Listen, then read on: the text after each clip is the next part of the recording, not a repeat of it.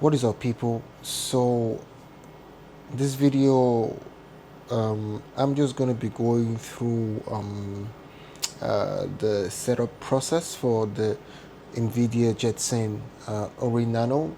So on my previous video, I did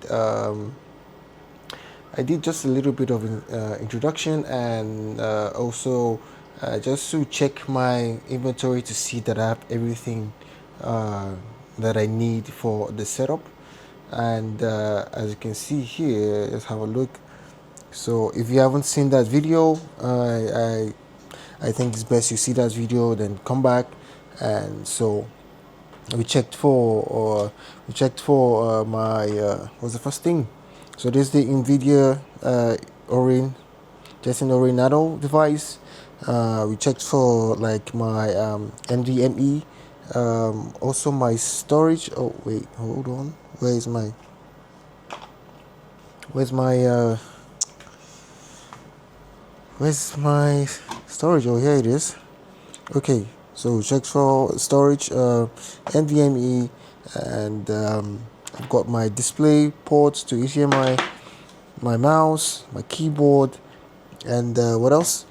And yeah, I think that's basically. I've got my display monitor here as well, and I think that's basically it. So first things first, before I go through the process, I think I have to install this. I have to install this NVMe in the device.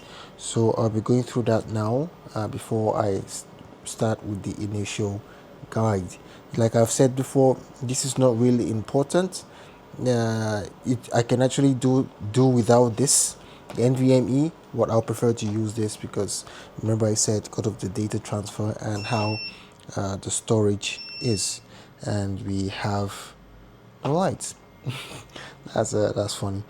Okay, so I think I just have to wait till I have lights to continue. So unfortunate, and okay, so let's see how it goes.